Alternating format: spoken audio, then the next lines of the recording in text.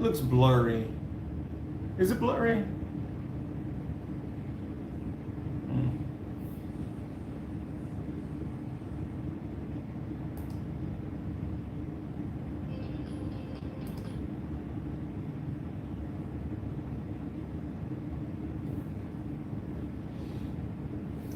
All right, if I clean off the lens, don't you? Oh, no, that's, well, all right, hold on.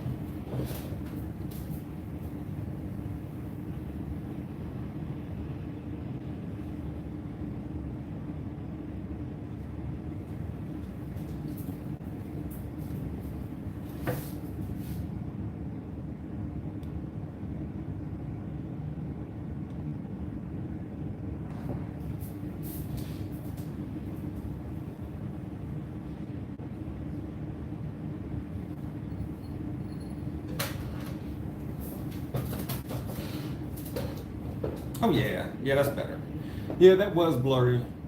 But I should record more at night with this lighting. I'm liking this a lot. I did this last time I went live. I should do this more often.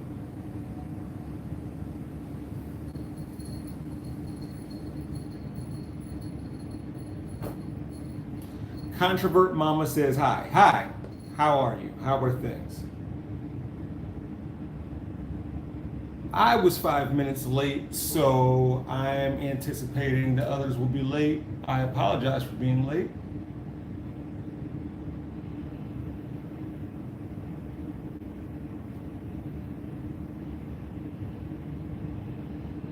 Where is this? No, not that.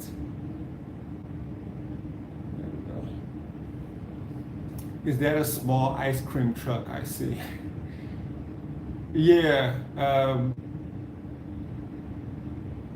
one directly behind me. It's a food truck, ice cream truck that my kids got from Target and they designed. They're both way too tall and big for it, but they get in there anyway.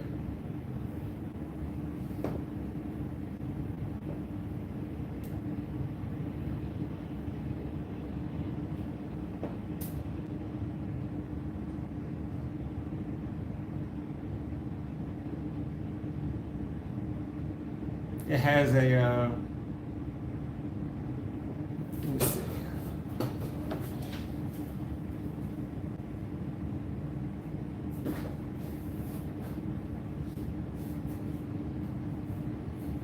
It's okay. There we go. It's got this thing going on. It's got a door in the back.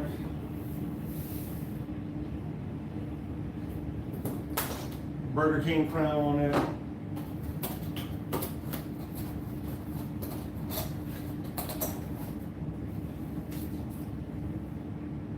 We are close.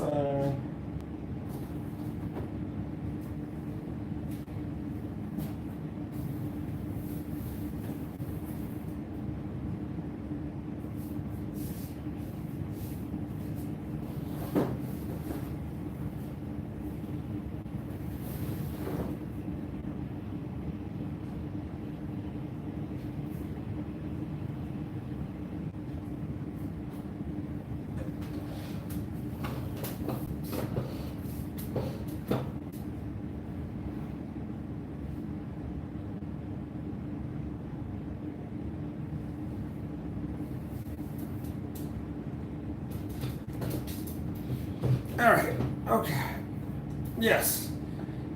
That is their ice cream truck, food truck type thing. Like I said, it keeps them, actually, I don't even know if they get it anymore, but they do design it from time to time. They'll add something when they think they need to.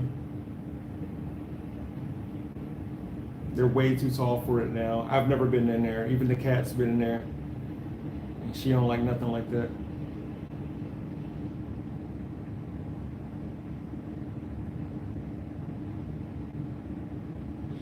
All right, so as people are still in and watching or tuning in and getting here, I think the main thing that I wanted to talk about today, even when I scheduled this last week, was potential changes coming to content very soon, just based off my availability or lack thereof real soon, depending on what goes on in my personal life. So we will see, but if things shake the way I think they will, or I hope they will, I don't know. I may not be able to make as much content as I used to. Maybe that's just about YouTube. Maybe it's about social media, even though social media drives me crazy. Maybe that's about Rebel HQ stuff in TYT. I don't know. I have to figure it out soon. But that's the main thing I wanted to talk about. Also wanted to get into, I kind of need some more video ideas. Some of the ones that I want to work on, they will be coming, just I'm trying to time them to when they will be best to talk about. Some of the ones that I talked about even in the past live stream that I did 4 weeks ago.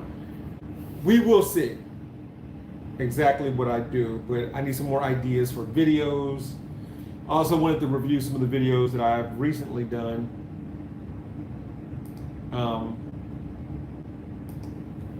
No matter how many videos I do, how much content I create, there's always something left on the editing room floor where I'm like, oh, I could have said this, or I should have included that. I missed this, I missed that. I could have expounded on something, I could have explained something better or differently.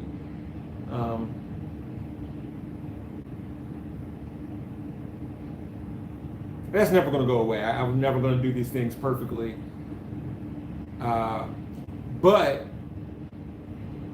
I will say the Vivek Ramaswamy video that I did almost 4 weeks ago now, after the first GOP debate, that one turned out a lot like I had it in my mind.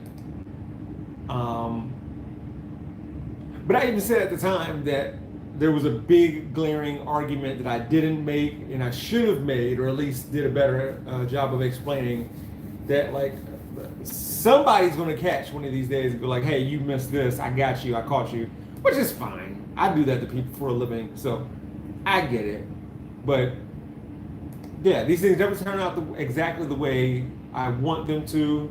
I'm sure I'm not the only content creator who feels that way, but the Vivek one was pretty close, and that is a video of mine that I like. I'm glad it did for my channel pretty well.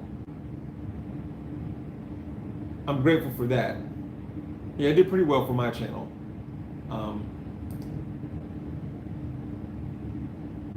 I expect to have a little bit of a kick up now that the second GOP debate has come and gone. We will see.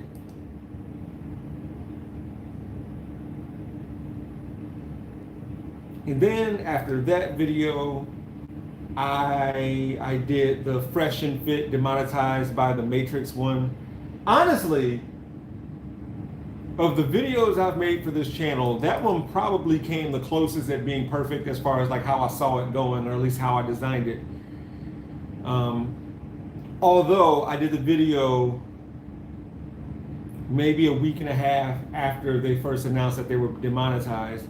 I did that strategically because I felt like they were going to get invited onto conservative media in order to talk about what was going on with their platform.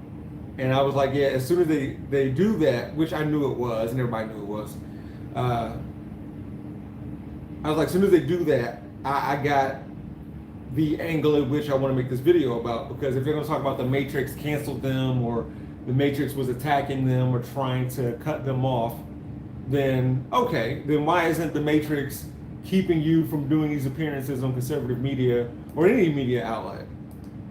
How strong or how big and bad is this Matrix that you're talking about, that you're blaming your circumstances on? So I knew I had that, which was fine.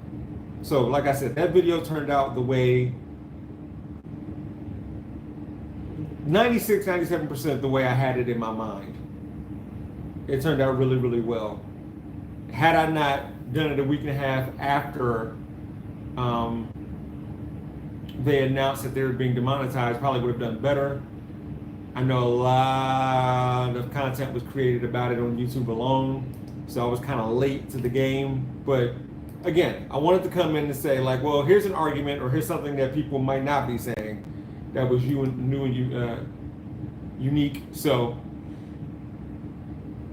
I don't know.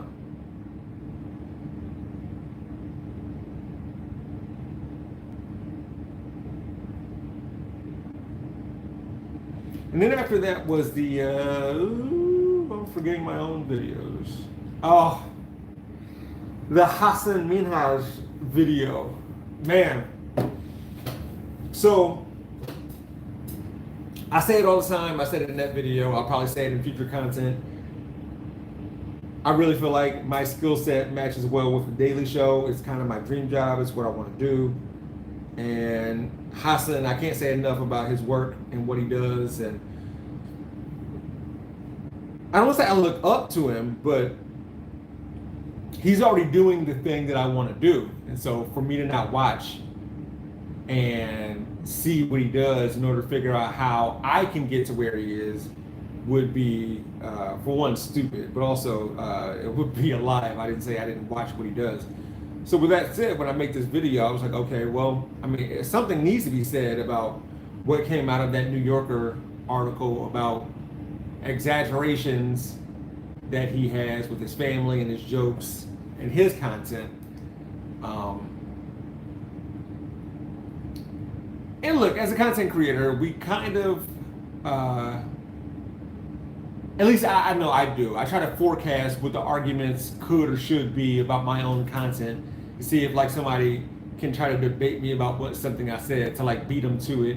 That doesn't stop anything because people hear what they want to hear, so they'll base that off of like what they heard as opposed to what I actually said. So with the Hasan video, I wanted to make it pretty clear, pretty early on in the video, that comedians exaggerate all the time. That's fine. We get that. And I use examples from Kevin Hart and Dave Chappelle and Hasan in and of itself. But I felt like when he used his family and talked about them potentially being harmed by his actions, that's where I personally drew the line. And I'm not saying it's a concrete, well-defined line. I'm pretty sure other people will have it differently and feel like you could exaggerate about anything at any time, especially when you're on stage telling jokes. But for me, I was like, yeah, that's a little different, especially if you're a black or a brown person in this country and you say that systemic racism has happened to you, but then you got to take that back or walk that back. And of course, when you're a person of color in this country, any idea that systemic racism was lied about or fibbed about or exaggerated about only lends itself to people saying, see, lying about systemic racism. So like, man, that doesn't feel great. That wasn't great. And so a video clip of mine from when he did the lie detector test video, I forgot which platform does that, but he did talk about, even well before this, he talked about whether comedians could be or should be held accountable. And he talked about, I think he said influence versus impact, or intention versus impact. Which he can stress his own intention, sure, but we can't stress anybody else's because we don't know what's in their mind and their hearts. Got that. But the impact, that's another thing. Because while he did compare it, based off the questions that they were asking him while he was in taking a lie detector test, comparing himself as a comedian to someone who is a politician and all the things that they can have an impact on based on their policies and positions. And yeah, of course, and he agreed that politicians should be held accountable, absolutely. But the idea that I'm not saying he said that because that would be incorrect. I'm not saying he said that, but I hope he wasn't insinuating or implying that he should not be held accountable whatsoever. Again, it's way different from a politician, somebody with like actual power. But a comedian has an immense amount of influence. I mean, my word, how many jokes that we've heard from comedians to where it swayed public opinion, or at least allowed us to look at things differently. I did a TikTok. I posted it earlier today about the 20th anniversary of making the band's album, and I couldn't say anything about them specifically without talking about Dave Chappelle's skit about them on the Chappelle Show. Like, that skit, even though it was after the show, was so influential about how I perceived them, or how we all looked at that show and how we felt about it. And so, even though I was talking about the band and the TikTok, I definitely included Dave Chappelle and what he said about it and about the show and that group in his skit. So that's another example of how much influence a comedian can have. And so if there's a certain barrier, wherever it is that they cross, absolutely they should be held accountable. And when I get to where I'm going, I don't know where I'm going, and we'll talk about that in just a second. I should be held accountable too. That's not just for anybody else, that's for me too. Should definitely be held accountable. Everybody should be held accountable. Some more than others, but yeah, I should definitely be held accountable. So yeah, the Hasan video. I don't know why I'm talking so much about which videos did and did not turn out the way I thought they would. I thought that turned out really, really well.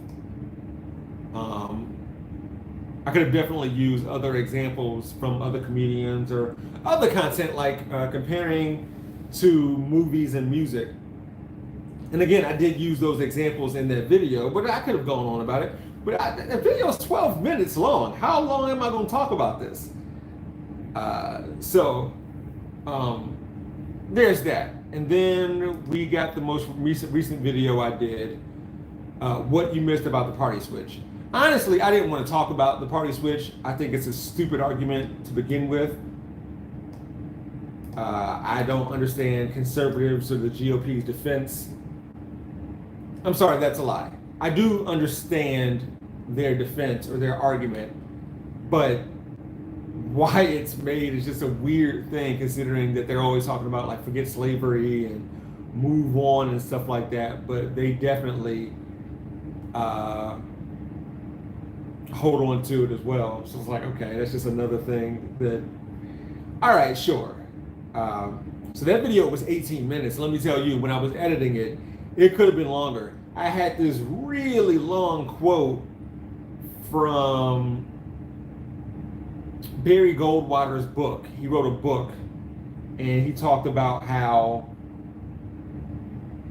sure, he didn't like or agree with segregation and all that, but he didn't feel like states should be forced by the federal government to desegregate.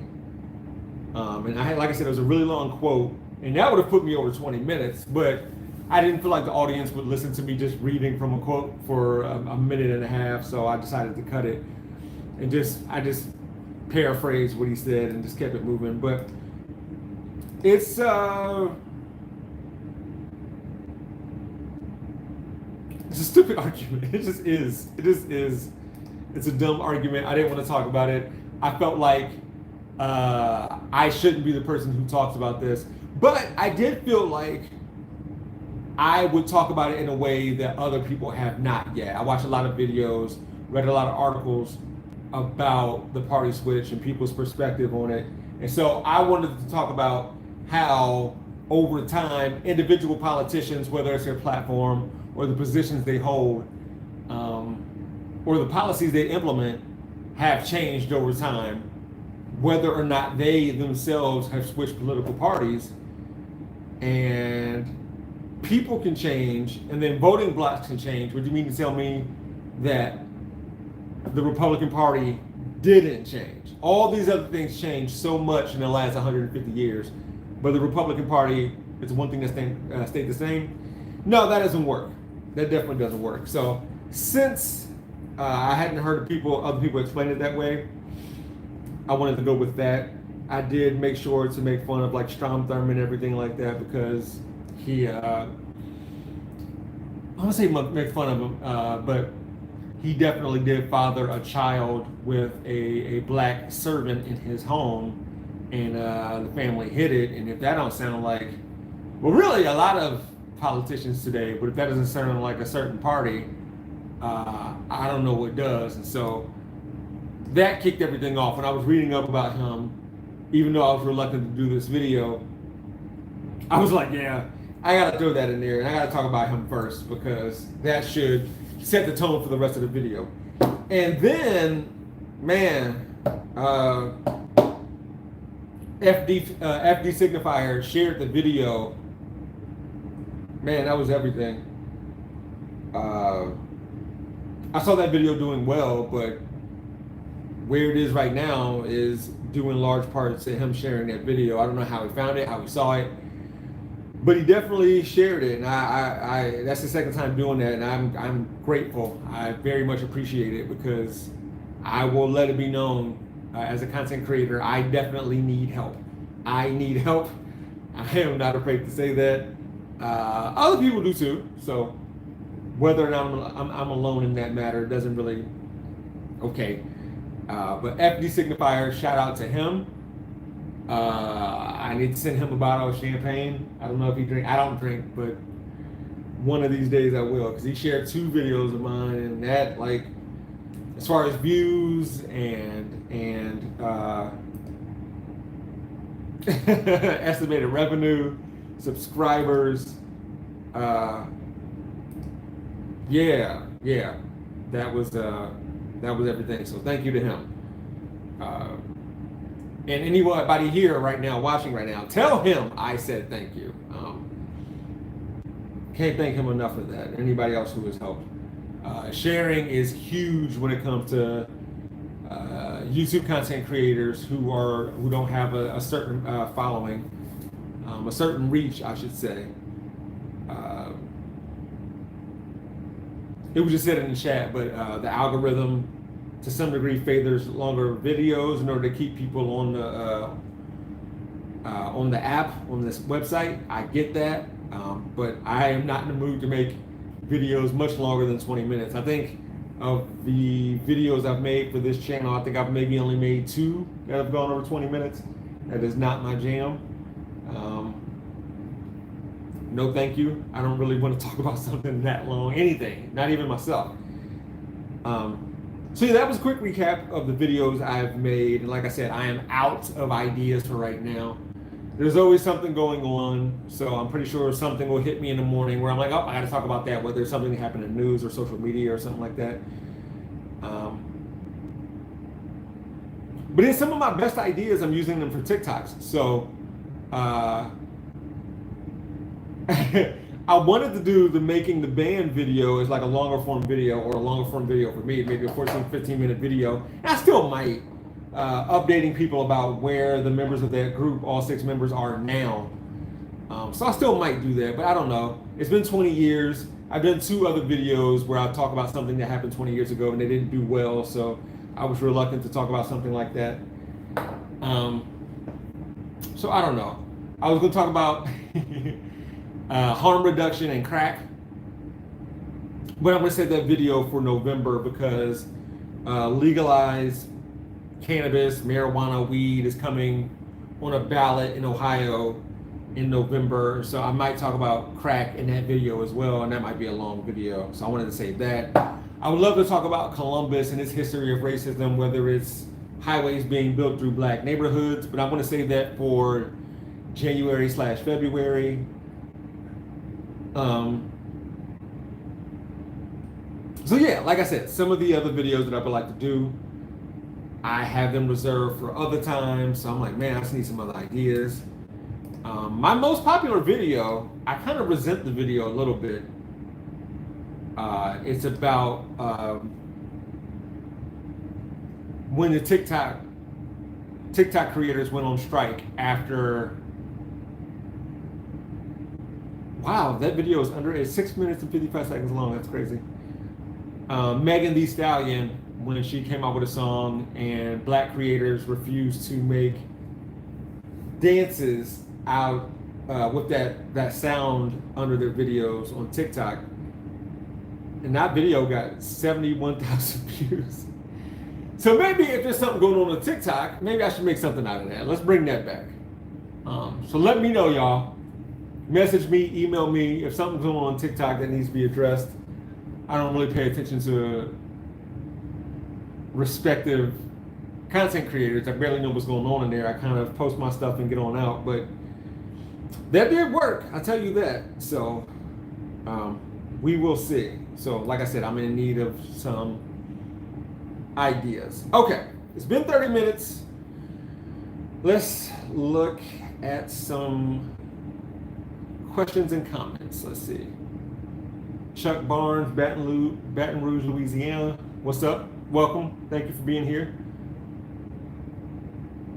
I thought the Hasan video was well done. I came across several accounts of the article and the issues it brought forward, and yours made it all make a bit more sense and had no hysteria. Yeah, I try to go hysteria free. I got a videos topic, problematic black platforms on YouTube. Yeah, but then that would mean I would have to pay attention to these folk and know who these people are. And that's kind of what got on my nerves about the Fresh and Fit video I did. I had to watch a lot of content and videos of theirs that I really didn't want to. But yeah, that's a better idea than what I got. I don't know who these people are, and I don't know if they're, I don't know why they're problematic. I think at the same time when FD Signifier was sharing my video, he put one up about Sneeko on his second account about how he's a pedophile apparently. I barely know anything about that dude. I don't pay that dude any attention. I don't think he deserves the attention, but but if that's what y'all are referring to, yeah, it just means I'm gonna have to I wish people knew how much background work I put into videos, and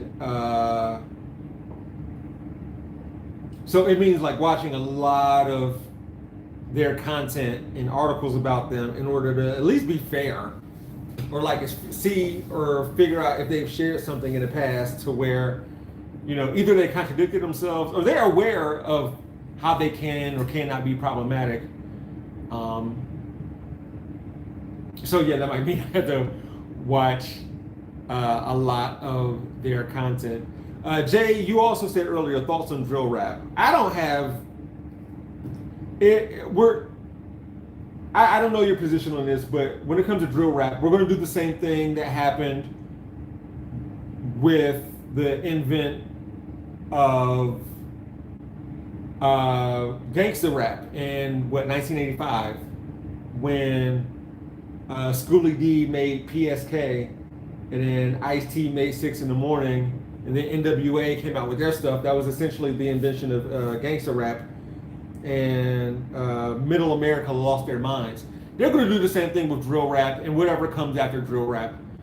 And one of my proudest videos was about the argument about whether or not rap music or hip hop is the cause of violence in black communities. And Middle America is going to pretend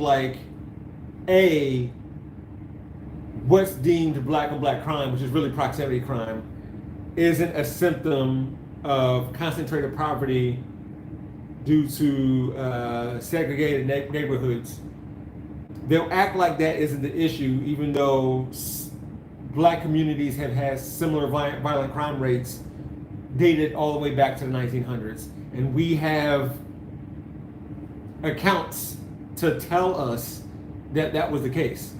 Because the only thing that's remained consistent as far as violent crime in black communities in 2023, all the way back to 1903, is concentrated poverty.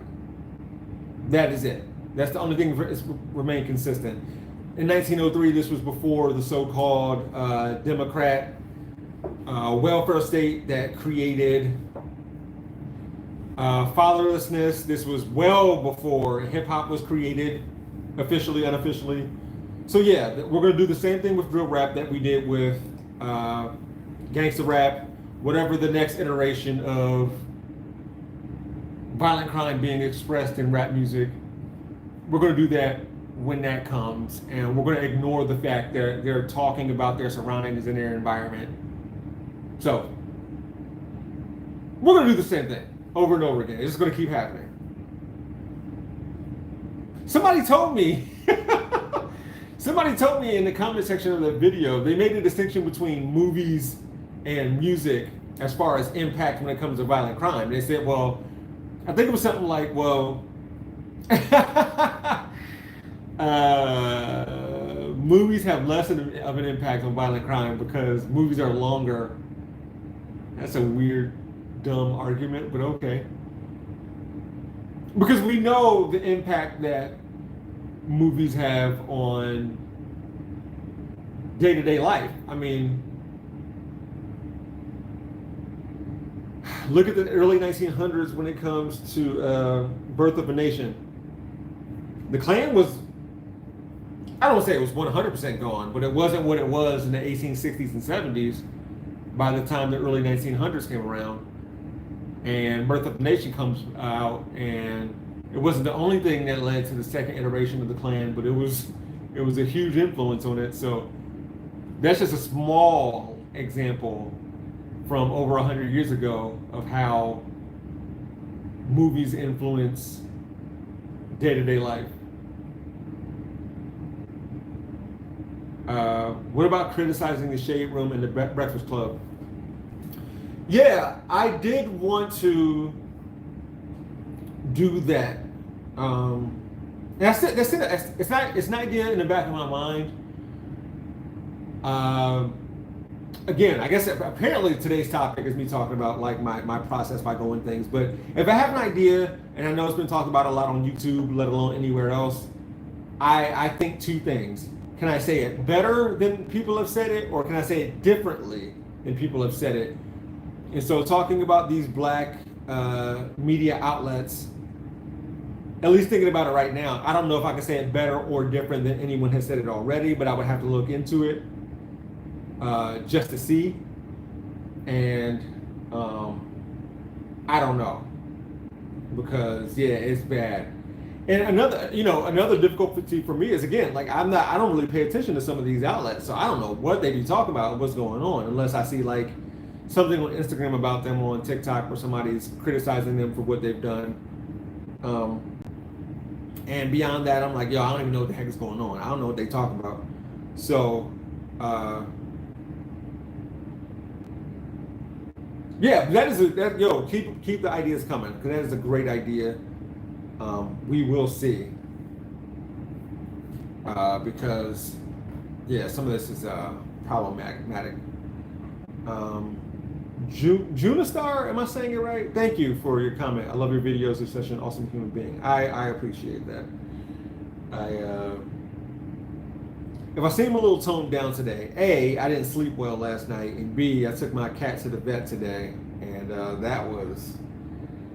she was behind me when I started the video, but when I grabbed the kids' ice cream truck thing, she moved out the way. She's very anxious, but the crate, her cat travel crate is still right there.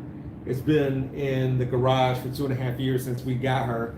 So when I pulled it out, she wasn't a fan, and she didn't want to get in the crate. And so after chasing her around this house for 12 minutes, I decided I didn't want to chase her anymore. So I just picked her up, and she hates being picked up. She doesn't like to be held or carried. So I picked her up, I put her in the back seat of the car, and I brought the crate with me. And so she just sat in the back seat of the car without a crate. And then when I got in the highway, she jumped on my lap while I was driving. And so that was an experience. That was the thing that happened. And so, yeah, we're pretty sure she has a urinary tract infection. She got an injection today, so hopefully that will remedy itself in 2 weeks. I need to schedule a follow-up for 2 weeks to see if she's good to go. It's been a weird time in the Wiggins household ever since she's got this ailment. I'm sure she'll be fine. Hopefully she'll be fine, but she means a lot to all four of us. All four of us. So we very much wanted to take care of that. And thank you to the veterinary office that I took her to. They were great. I walked into the office without her because I'm like, yo, I can't I was in the back seat, and she was really anxious, and she was kind of panicking. So I got into the back seat of the car with the crate, and I was like trying to get her in there, and I was trying to be firm and gentle at the same time, but I was like, I don't want to hurt her, and she was, she's not a fight cat, so I couldn't get her in the crate. So I told the people in the vet's office, like, look, I can't get her in the crate, and then one of the people who work for the company, they put her in immediately. They grabbed her by her nape, and then had me hold the crate vertically so they could just put her down in there. And I'm like, oh, I didn't even consider that. Didn't even think about doing that. So, yeah, thankful for that. So that was an experience. It wasn't a bad experience. It was positive, but you hoping for the best for a family member. Delilah Mercury is a family member, and we all love her dearly. And so we were like, yeah, hopefully she's good. And she seems like she's good. Even yesterday, a day and a half ago, she seemed like she was doing better. And there was no hard feelings. She didn't come home and like avoid me. She didn't avoid me. She didn't treat me any different. So I was very much happy about that. I made sure that she had all the time she needed with the kids, and they gave her all the snacks she needed. I gotta tell you though, when my cat, she's a big girl, so I am the person in the house that feeds her breakfast and dinner and snacks, and so she relies on me for that. And so when we got to the vet, I was afraid that they were gonna say like, "Yo, hey man, you gotta slow down on what you feed her because she's getting a little big." Because I was gonna get mad if they were gonna tell me that. Because I'm like, no, like that's how I connect with my cat. Is feeding her food and snacks whenever she wants. Don't you tell me she's too big, but they said she is big, but not too big, so we're good. So change a few things about her diet slowly, less carbs. We'll see how it goes. So yeah, she's doing fine. I think it was just a UTI. Like I said, well, not just a UTI, but we're thinking it was a UTI. Nothing bigger or badder than that. We will see in a couple weeks. But yeah, that was a journey, trying to drive down the street with her. She was in my lap, and then she got in the passenger seat, and then I guess she thought the windows in the car were open, and I thought she was gonna try to jump out the window. Not that they were out the window while we were driving down the highway. So I had to like get her to calm down, and she was pretty panicky because she's already so daggone anxious. So yeah, that was a interesting thing in the Wiggins household. So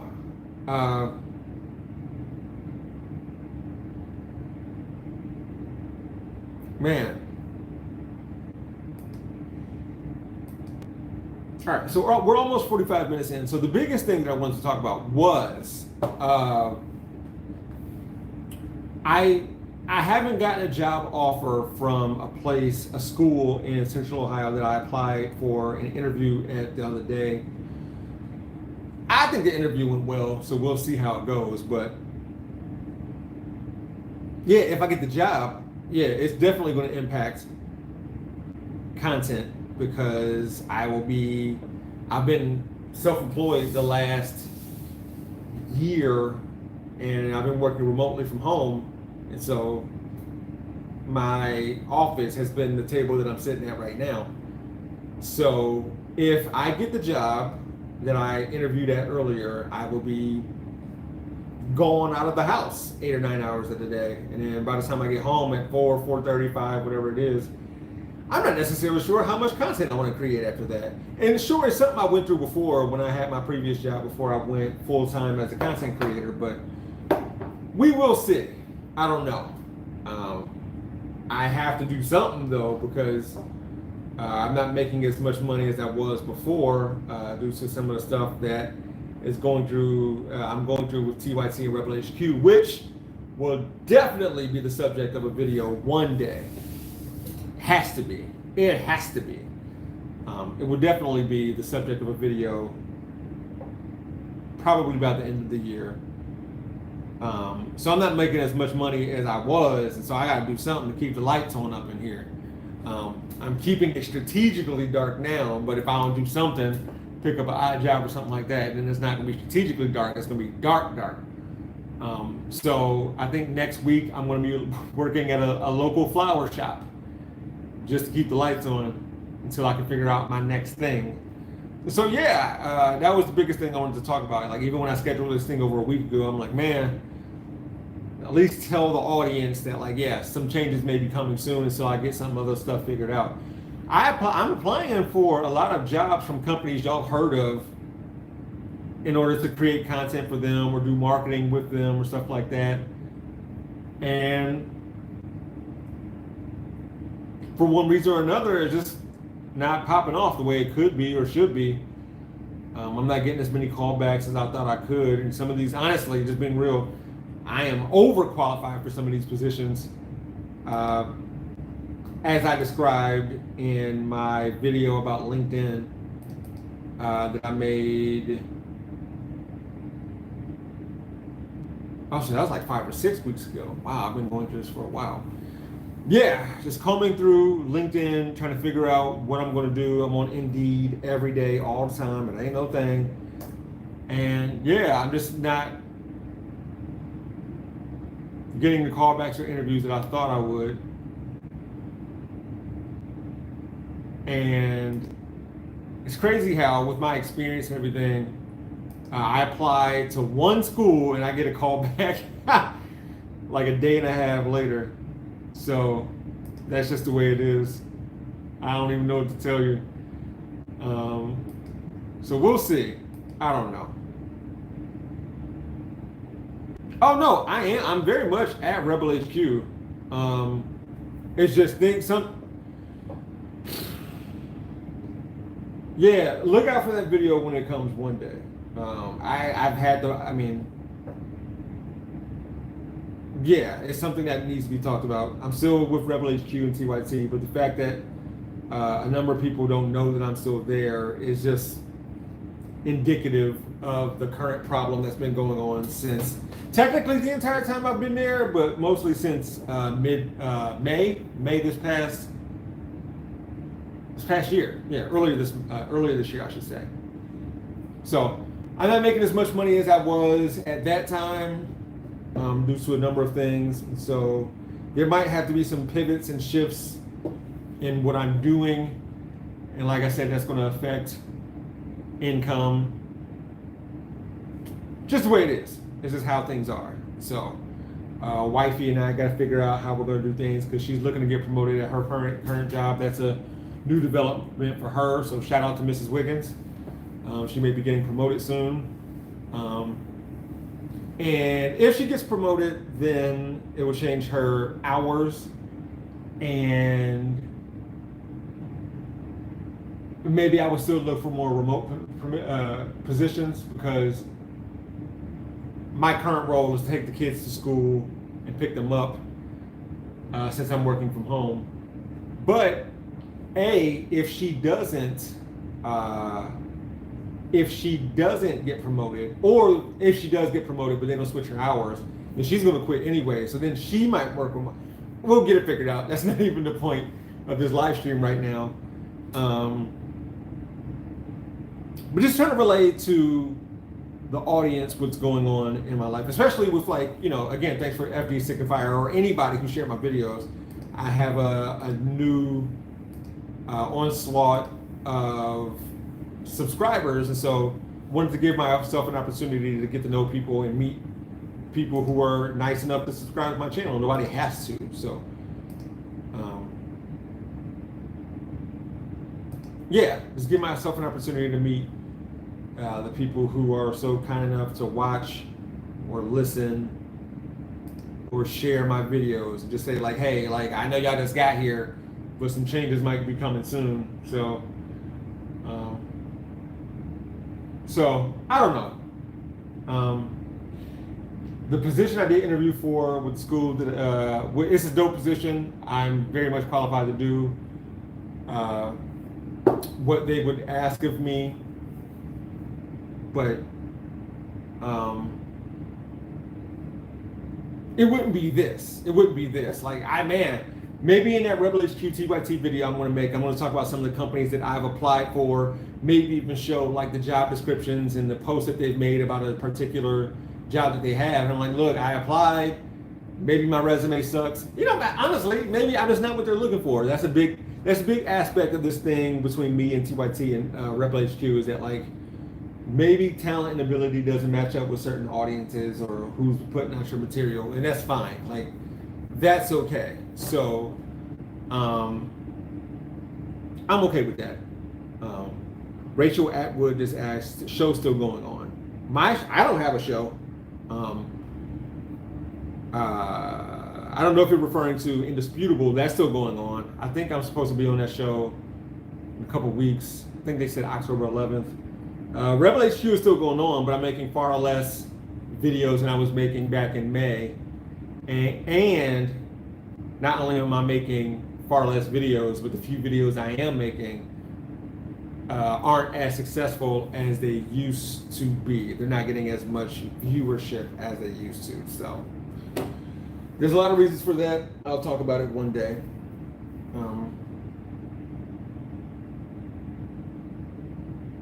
And that would be one video that, yeah, that would, I don't like to go over 20 minutes. That one could go over 40 minutes easy because it's a lot. It's a lot. And it's not just like necessarily a T specific thing. Content creators, if you want to do freelance work or do what you do for a company, there are just certain things that come with the territory that you need to be prepared for.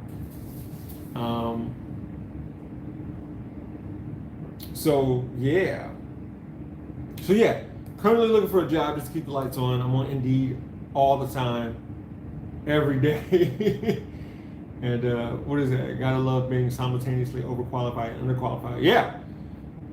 There's a fine middle ground that I don't know how to attain, but yeah, companies you've heard of and you probably watch day to day or at least read day to day.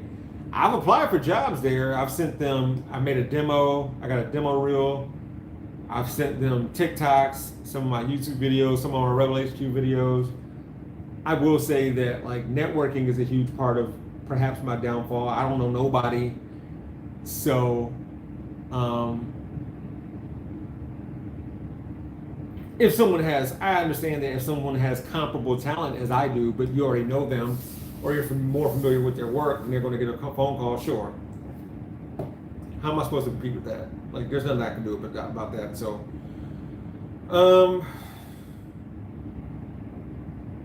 so yeah, those are some of the big changes coming soon. Man, it's definitely going to affect content a lot. Unless some of these people just, I don't know, if they call. One, I will talk about this in the future, but there's one company that I applied for who's very relevant on Instagram mostly. They create content about sneakers. I applied for the job, and in the second round of, I don't say interviewing, but in the second round they have potential interviewees do some homework. So I created faux content, dummy posts, as if I was creating content for their company, and it was a lot of work. And so, could they still call me back? I don't know. I turned in my homework the first week of September, I believe, the last week of August, and they said at that time they're going to do phone calls the following week, or at least they wanted to, as far as like phone interviews. Maybe they have done phone interviews and I just didn't get it, or maybe they just haven't done phone interviews. I mean, I think it took me, when I applied for the job with Rebel HQ, or the freelance work with Rebel HQ, it took them 5.5 weeks to call me back. So that could be what's going on, holding on to hope about some of these things. But yeah, dog, I gotta pick up some odd jobs around the city until I'm waiting. So if you, I'm not gonna say which flower shop / nursery around the city of Columbus I'm gonna be at, but yeah, gotta pay some bills, dog. Just kidding. So that's what I gotta do. I got 4 people relying on me to do stuff, and YouTube does pay me, but not enough, at least not right now.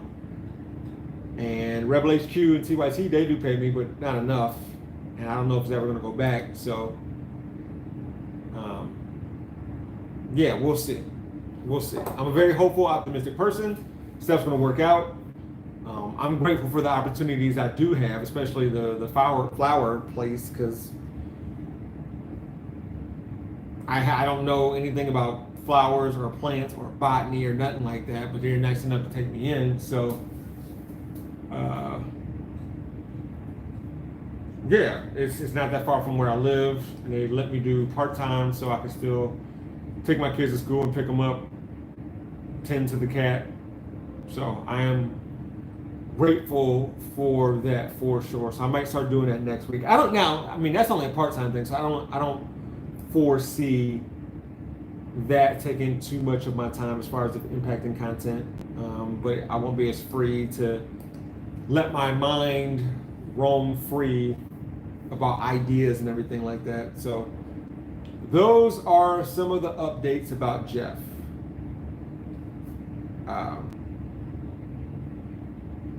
Quick recap for people who are just getting here. I need ideas for content, and I might have to slow down on making content in order to get a 9 to 5 in order to pay some bills for the time being. And that's okay. That's all right. I don't consider any of this a setback or anything like that. It's just necessary things. When you're trying to do stuff, you're trying to push yourself to get to the next level, there's always going to be these type of things. It's not going to go smooth. Nothing in my life has ever either gone the way I planned or gone the way I saw them going, and this is no different. So it's okay. This is essentially why the YouTube channel is called "We're Gonna Be All Right" because of that mindset. So yeah, all right. Have I missed anything? Let me see if I missed. Make that cheddar. Yeah.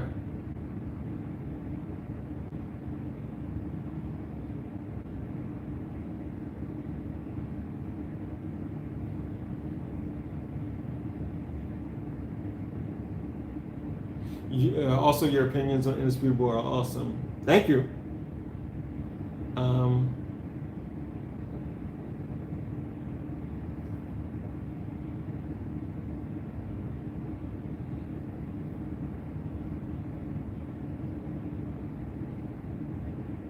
Somebody has said, I gotta, is that on Twitter?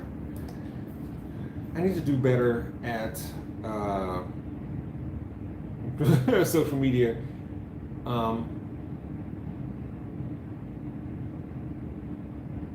But I got a message. How many weeks ago was that? Actually, I should find that.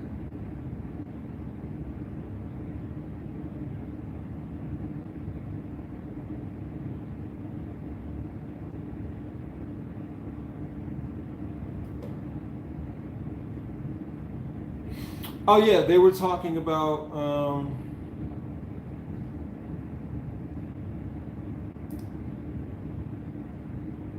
they said that they told the crew at Leftist Mafia that they should have me on, which for one, thank you.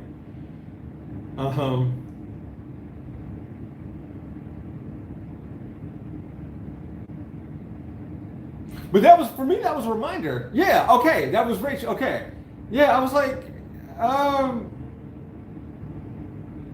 yeah. Do people not see me? Rachel, I say that to you specifically. I'm like, oh, maybe people don't see me, which is fine. I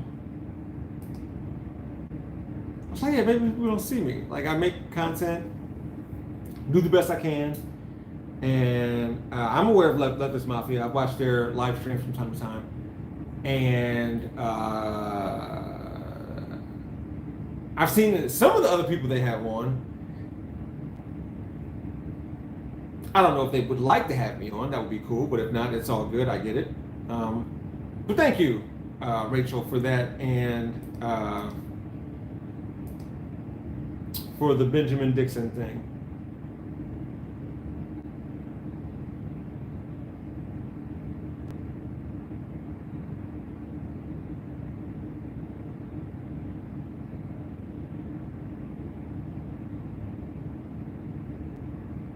Did Benjamin or Leftist Mafia reach back out to you, Rachel, or say anything?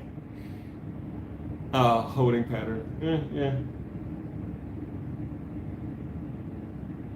Watching the Leftist Mafia right now. Yeah, there's a couple things going on right now.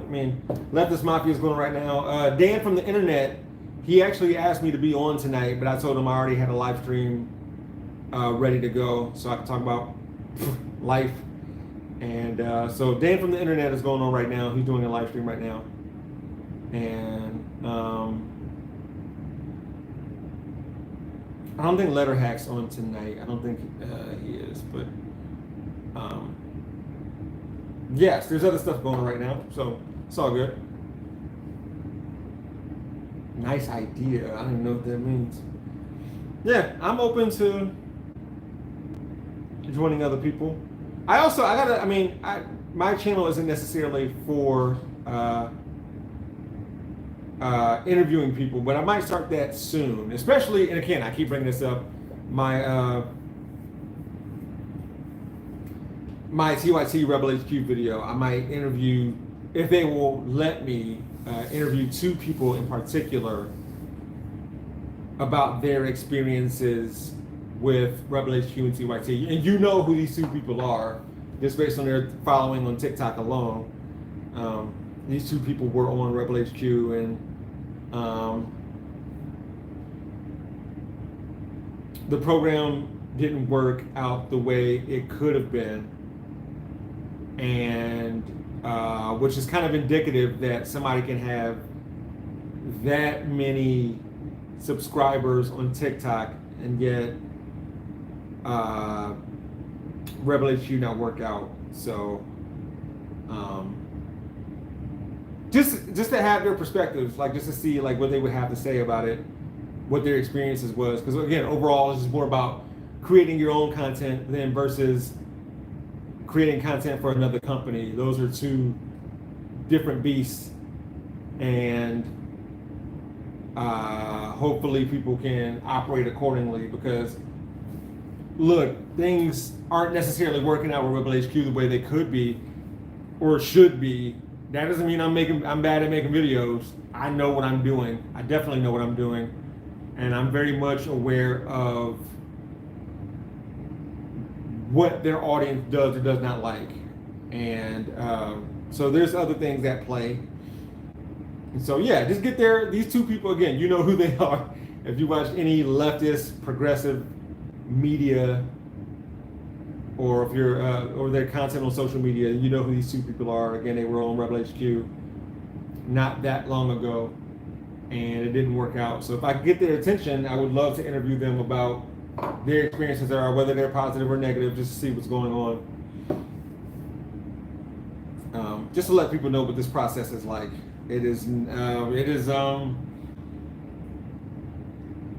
Yeah, it's a lot. Oh, it's a lot. It can be a lot. If I wasn't so stubborn, I'm open to constructive criticism. Like, if I can do better with my videos, that's great. But I will also say, I know how to make a daggone video. I know how to structure a video. I know how to talk about politics and social commentary. Got that. And so sometimes when things aren't working out or going well, it's not always you. Sometimes it is you. Sometimes it is me.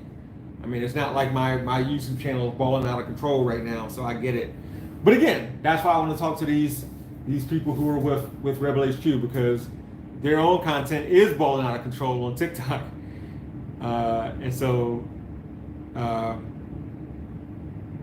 yeah, these 2 people either left or pushed out because it didn't work out in the partner program. So it'll be great to talk about it.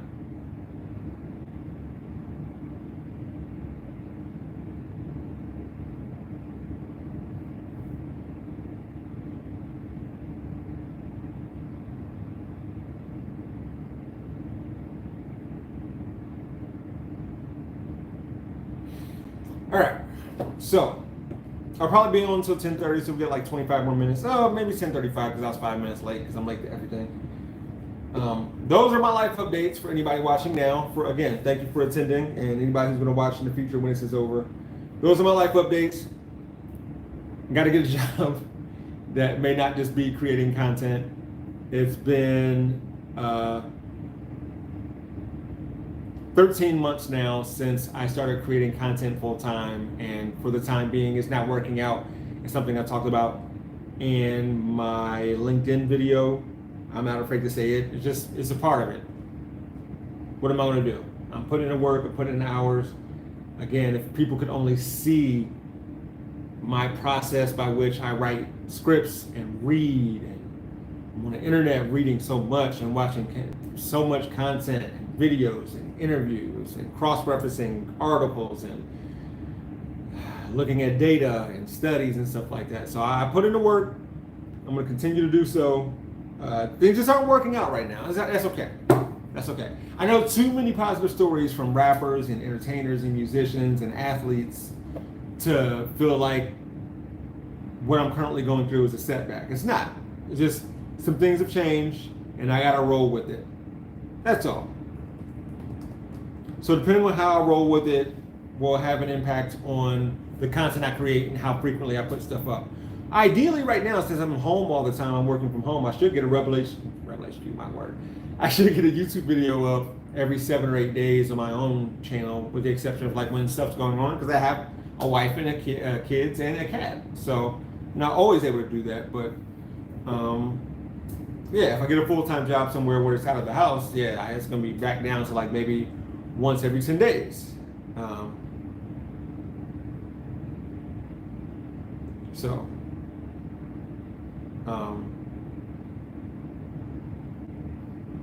I've heard that YouTube Shorts helps grow channels. Do you think that's true? I do think that's true. I have a YouTube Shorts channel. I didn't want to post shorts on my main channel, so I have a second channel where I just post my TikToks, really. Stuff that I would create for TikTok, I post on my second channel, actually. Uh-oh, what was that? Here, let me, I'll share that in the chat.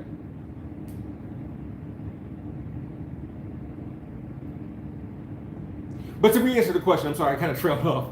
Yes, YouTube Shorts does definitely help channels. But I don't do YouTube Shorts on my main channel. So let me post this here if you want to check those out. I would very much appreciate that.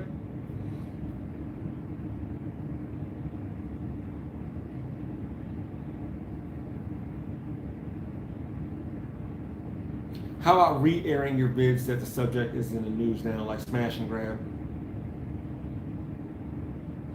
Yeah, so the thing about the smashing, I may have to change the thumbnail. The thing about smash and grab is I knew it was, some stuff just went down in Philadelphia the other night involving Apple stores and other retailers.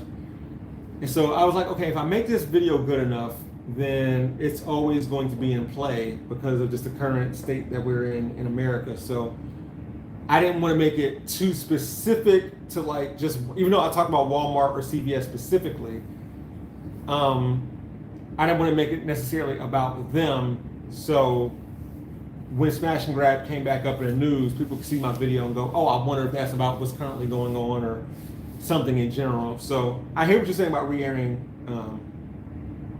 vids and everything like that.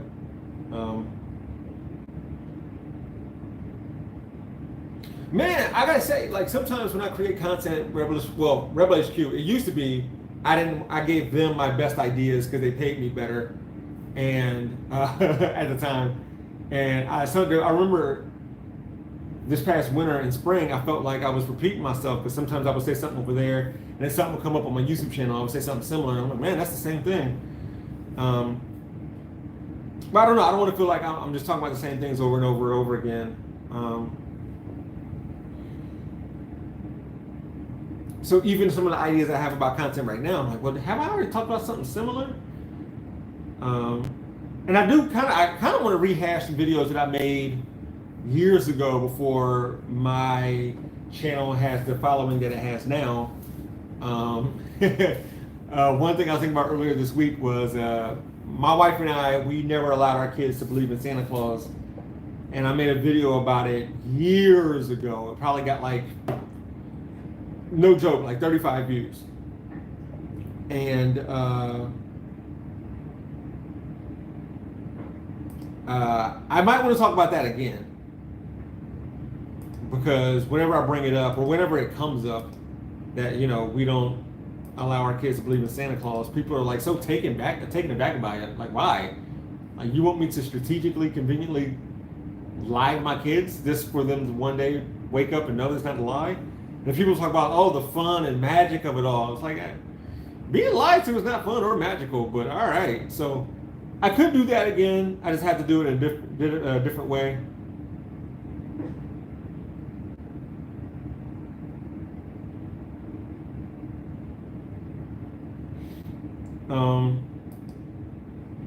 Why can't I see it? When did I make that?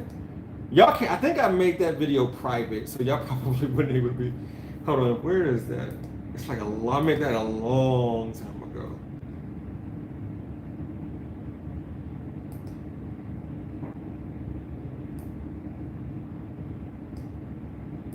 Oh yeah, see, we're on way. Yeah, this was wow. I think it's private now, so this would be. Oh, it has 193 views. Oh, that was dope for that time. But I did, I made it private. It was a video that was less than 5 minutes long. Oh my gosh. Yeah, why my kids don't believe in Santa. I may do that one again. I made that I put it up December 26th, 2019. After Christmas. Jeff, come on, man.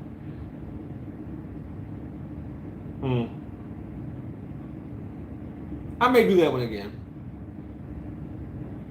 I don't know.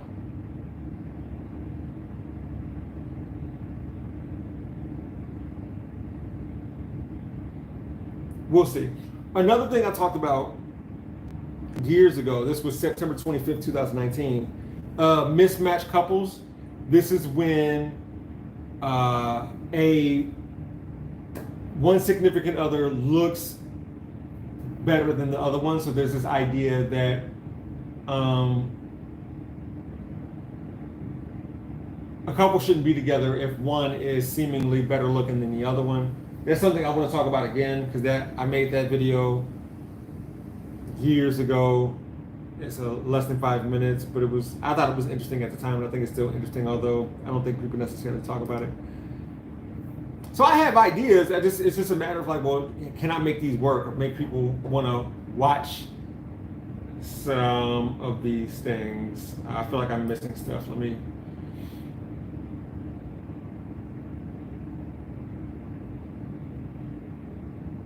Would I try my own weekly news show? You know what's messed up? I feel like if I started a YouTube channel today, a different one, I could make that one work better than this one and the YouTube Shorts one. This YouTube Shorts one will take care of itself. I feel like I can make that one work based off what I currently know. But I like the content that I make now for my current main YouTube channel, because in a better idealized world where I had like a budget and a crew and writers and researchers and stuff like that, I would do something similar to where it's just a deep dive on one topic for about 20 minutes, unrelenting, fair and balanced as much as possible, but also making fun of people who are stupid. That's what I want to do in the future. Like, that's my ultimate goal. So that's why I make the content the way I do now. But if I made a weekly news show like you just asked, I could probably make that work. I don't know if I would have time, but we'll see.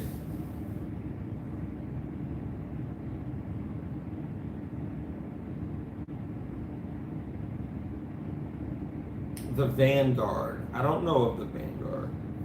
Holidays are coming up. You definitely should. Yeah, I should talk about holiday stuff. Drop on tea giving. Tea giving?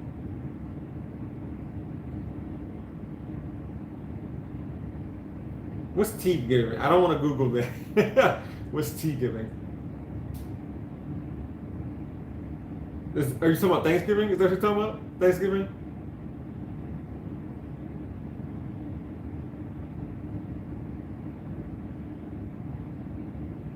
I'm assuming that's Thanksgiving. Yes. Um, that probably makes me look ridiculous on this live. I see. That's if I was talking about Thanksgiving.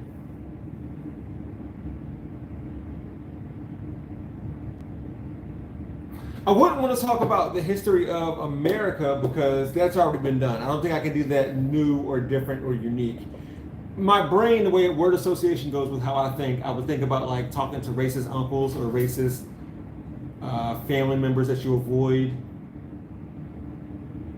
throughout the year, except for that one day. Not that that's either new or unique, but I think I could play with that more than just a general history of Thanksgiving type of video.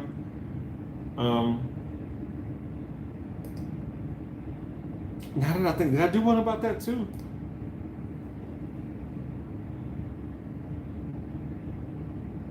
I did.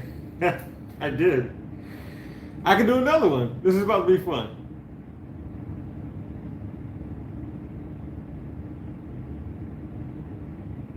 Yeah, Thanksgiving after the 2020 election, how to talk about politics at the dinner table. I made a video about that. 5 minutes and 11 seconds. At that time, that was pretty long. That was a long video. That's a lot of editing at that time. My kids were younger and I had a different role in life, so. How black folks celebrate holidays. It is interesting. The word chitlins come to mind, and my kids have no idea what those are, and I'm grateful for that.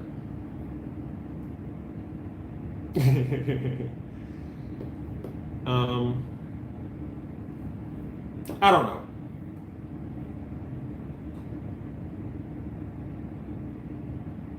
It's going to be good to come up with something, I don't say juicy, but Thanksgiving break coming up for school and then Christmas break coming up. And people may or may not be on their phones depending on like travel plans or boredom or something like that. It'd be good to just have something to where like, yeah, this is interesting. I need to watch this. Again, I could make a video about the band next week about where their members currently are in life 20 years after the show. But again, I made 2 other 20 years on videos that didn't get a lot of views, so I'm reluctant to do that.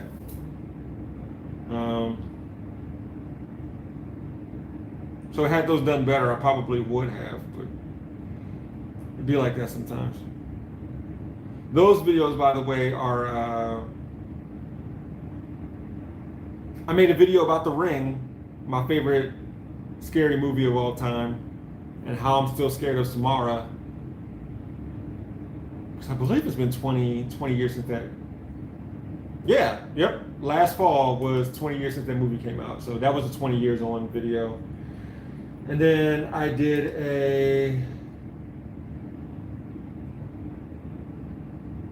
a 20 years on since Frontin' came out by Pharrell. I did a video about that.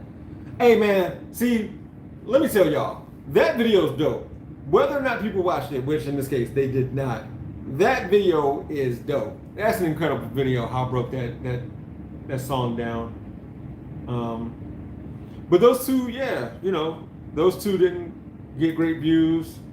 And I also did a video about Justin Timberlake's album Justified. That came out more than 20 years ago now. But when that album came out, he had just left NSYNC. He was working with Timbaland and the Neptunes. I love the Neptunes. And he was being compared to Michael Jackson. And then there was the Britney thing, the Janet Jackson thing. And at that time, I was getting cheated on by a girl. So I was like, man, like, this album is everything to me. So I wanted to talk about the ins and outs of that album, behind the scenes, the Janet thing, the Britney thing, and I worked really hard on that video because there was stuff about the Britney and Janet stuff that I couldn't remember, so I had to like read a lot of stuff about that. 20 years. So like, I'm not gonna remember every detail about it. It was cool to shift from strictly talking about like the dynamics of the video, the album, to talking about his life with Britney and Janet and everything. So like, yeah, those were 3 20-year on videos I made. Justified, Frontin', The Ring. So when it came to doing the band, I'm like, yeah, people aren't gonna watch it. It's been 20 years. Maybe I'm not good at doing those retrospective kind of content. So, how Mariah Carey became the Queen of Christmas. Man, I did a video about Beyonce. How when I was about to say how she became a queen. When did she become queen? Like, at which point in her career did she become the queen? We all know she is the queen. When did that happen? Because it wasn't when she first came out, and it definitely isn't now because she's already that. So, at which point in her career, the last, I don't know, 25 years, did we go, oh, yeah, that's the queen right there. I did a video about that. Nobody watched it. Nobody watched that. That might be a situation where, like, I wasn't the right person to talk about that. Like, I'm not the right person to ask that question.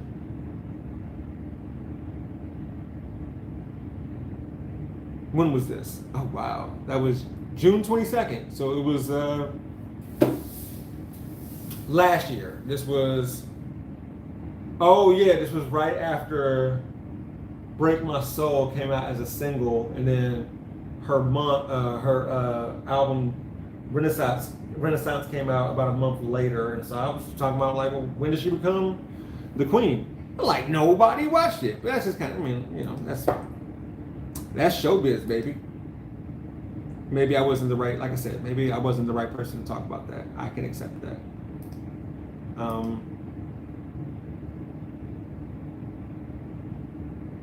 It looks like The Real Racist talking about the party switch, that video is gonna break 10,000 views by the end of the night, and I am grateful and thankful to anybody who watched and shared it. That is very cool. I'm glad at this point in my career to get one of my videos to reach 1,000 views in a 24-hour span. So if I can get 10,000 in less than 3 days, it's pretty good. It's pretty good. I appreciate that. I did a video about the Will Smith slap.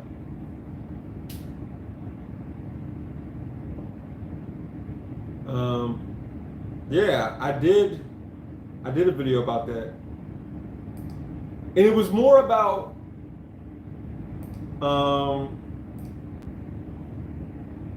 the fact that a black man won an Academy Award, which is, you know, rare. But of course, the slap was going to overshadow that and have a more lasting impact than success that Will Smith had on that night. So, yeah, I did a video about that. What does this say? Stop competing with the masses and step outside of the box. I love Trevor Noah for his experience of growing up in SA. I mean, yeah, look, I don't think I'm necessarily competing with the masses. I can't just put every idea I have out there. Like, I have to be strategic about it and say, like, I don't think my audience or what audience is going to watch that video.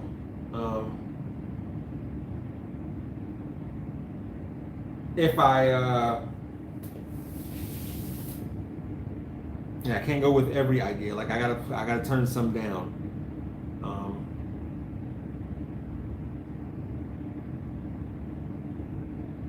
For instance, after I did my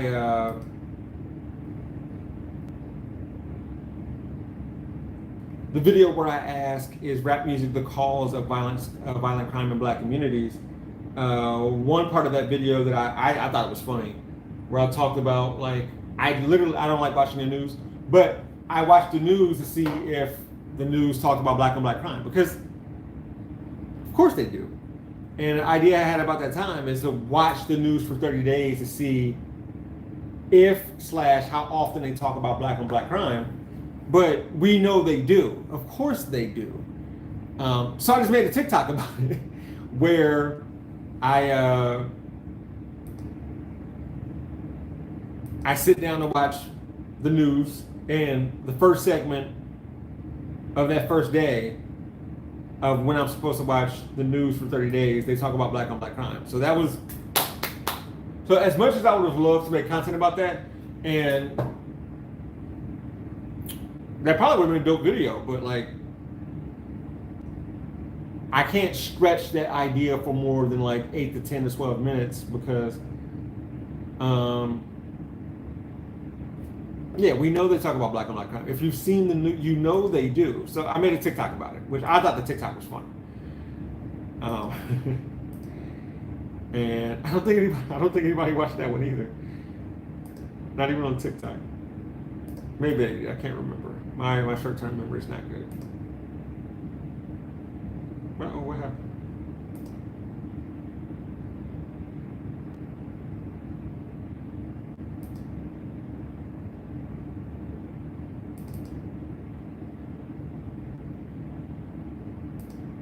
Actually, let me. You know what? I'm in a sharing mood. I'll try to find that. Which one was it? How long ago was that?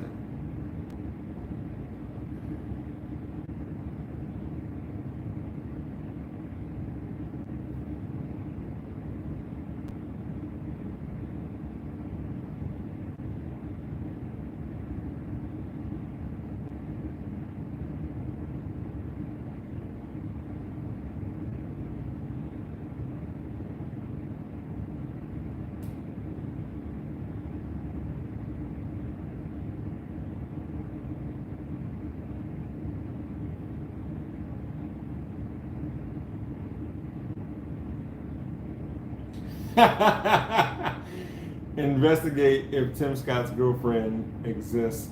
I did a TikTok about that. Not about whether she exists, but the fact that like Republican or GOP donors are afraid that he's gay. That's the only reason why they care about it. They're afraid he's gay.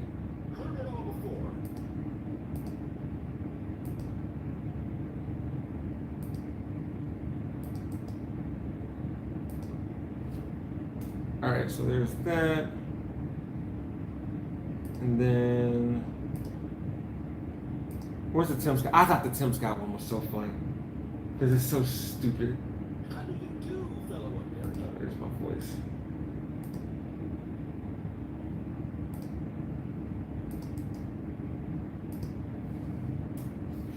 All right, yeah, those are some of the TikToks that I shared. Thank you for bringing them up. The topic, at least. Your content is valuable. Hope your YouTube channel grows that you don't have to work in other places. Yeah.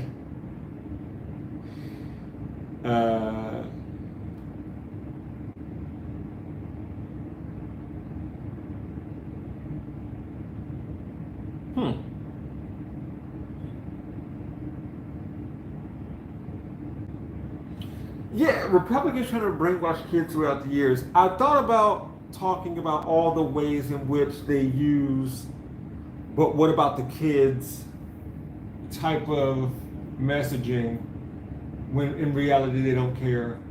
But some more news already did that, and some more news is dope. So Lynn, we're talking about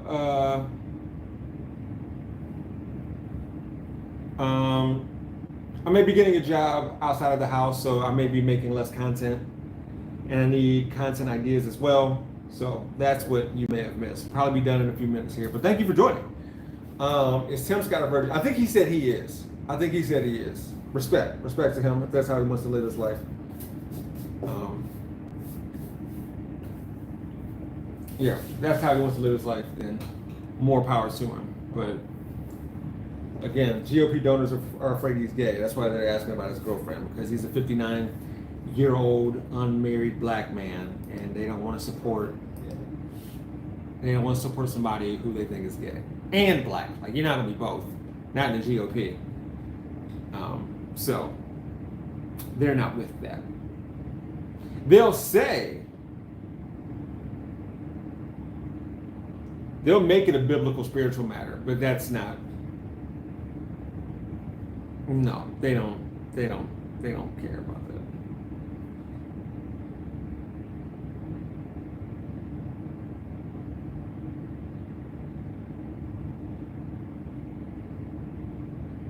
All right, so about 5 minutes left. Again, thank y'all for tuning in. I appreciate it.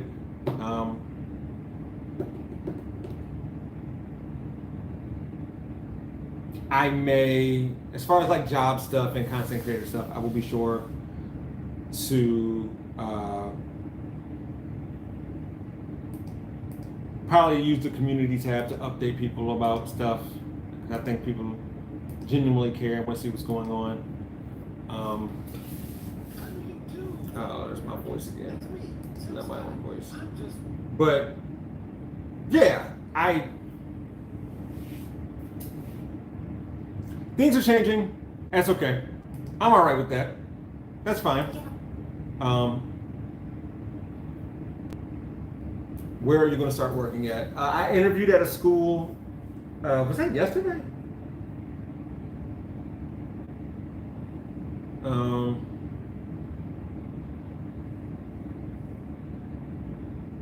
I interviewed at school the other day, and I'm making an offer soon. And just to let you know, my wife was like, pretty much, don't let them blowball you. They asked me what my base is as far as like I can't go under this certain amount. And I was kind of willing to go under that amount, but then my wife was like, no. If you feel like you're worth this as far as that position, then they need to pay you for it. So there was that. So they could offer me next week. If so, depending on what my wife does with her job, I may take it. Still waiting for a phone call from some other places I've applied to. And again, you've heard of these places, but we'll see.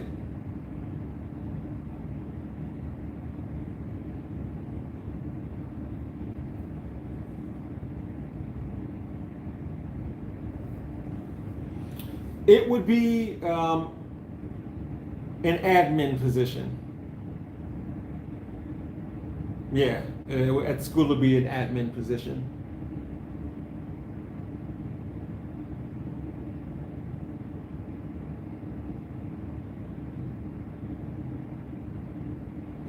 And I think I'll start the flower shop slash plant nursery. I think I'm gonna start there part-time Monday, I believe.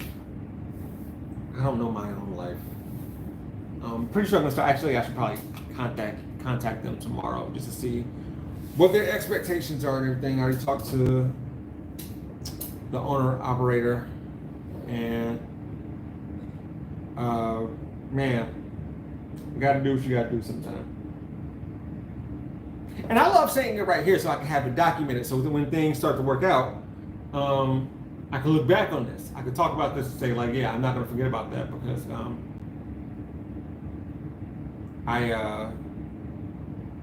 things weren't going the way I thought they should, and it got handled. So I'll be able to look back on that one day and say, Jeff, you remember that? And also show my kids like, hey, you'll be fine.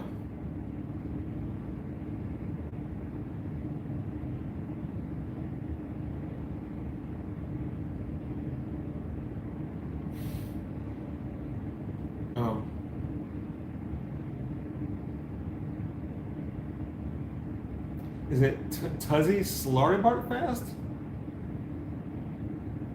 Thank you for saying. I appreciate the kind words and everything. Don't always feel worthy of them.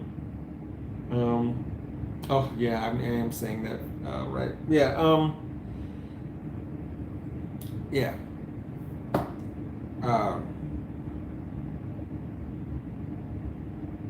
With that said, that is probably all. I got to figure out what I'm going to do with my life tomorrow. It just occurred to me like, wow, I got to figure out like if I'm going to go to one job Monday, and if I'm going to get accepted or get an offer from another job next week, and how I'm going to make all that fast, or make all that work, and then take that, combine it with what my wife is doing, and maybe